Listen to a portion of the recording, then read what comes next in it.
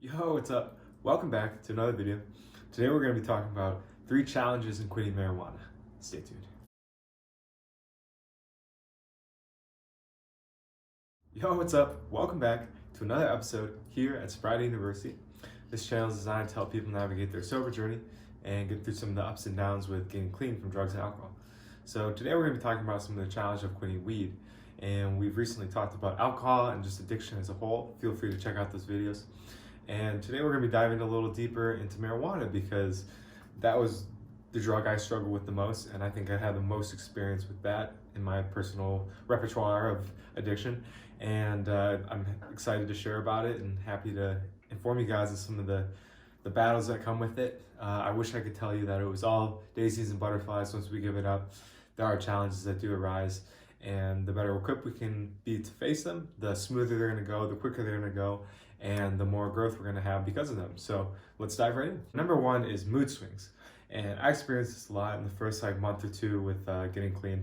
And just kind of, it's essentially the brain just rebalancing. It takes some time for sure.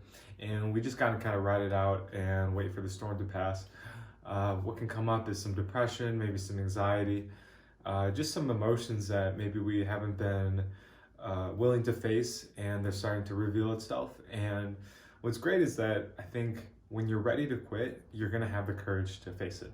And there's this kind of notion that we have in our brains before we're about to quit something is that oh, I won't be able to do it. And that kind of blocks us. And eventually once we push past that and we're willing to finally give it up, that's when the courage comes. And that's when at least I was able to be okay, my life sucks using this thing. I'm willing to just kind of suck it up and go through the pain for as long as it takes, and it's going to resolve. So that was the mentality I had, and it really helped just kind of get through it, find some other things to do to help ease the pain, like exercise, eating better, and all that. And over time, I think those habits, some of the things I did to mitigate the pain, really helped in the long term, create some long-term habits that I still use today. So that's number 1. Number 2 is going to be relationships. And we've talked about this in the other 2. I think it's worth repeating here. And it warrants kind of its own space because I had a ton of smoking buddies, guys that I would go to and just blaze bud. And that's really all we did. And as soon as the high wore off, we kind of split. Or we're just, at least I was kind of just tired. I just wanted to smoke with someone, and I had to let those relationships go. And I definitely tried to kind of keep them going for a while, and it just didn't work out anymore. It just our vibrations weren't in sync anymore.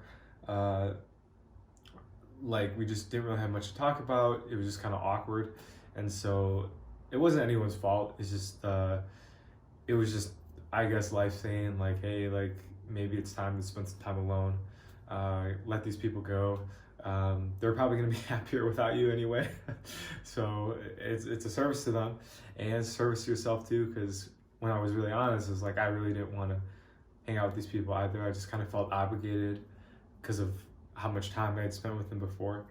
And having that clarity and that some space away from the weed, I was okay, it's time to find some people that I can relate to now a little better, and that's where meetings came in and stuff. And at the same time, I knew that I needed to take some time alone. So that goes into number 3, which is facing some solitude. Some people call it isolation. I like the word solitude because it kind of gives an empowering quality to it. I'm choosing to be alone with myself. Isolation, I think of that kind of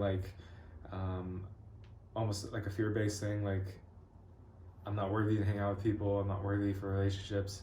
And I feel shame. I think there's maybe a little more shame with it. So when I think solitude, I think strength, courage, and all that stuff we look for. And that was definitely a challenge for me getting clean, having to kind of look maybe a year or 2 out and realize, okay, this is gonna kind of be a lonely time, and yeah, it's just gonna be lonely, and I'm gonna have to feel some things and do some stuff that I never thought I would do. I always kind of had people as my buffer, or the drugs or the alcohol, and when that was gone, it was time to kind of buckle down. And Having gotten through it though, I can say it was a huge blessing, and man, I learned so much about myself, about other people, just being able to kind of take that step back and observe from like a distance, like how people interact, like maybe some of the things I was doing in relationships that weren't so healthy that I thought were just normal. Every time I've gotten back into relationships of some kind, I've had some new awareness. I've been able to try some new like things out, some new skills, I guess.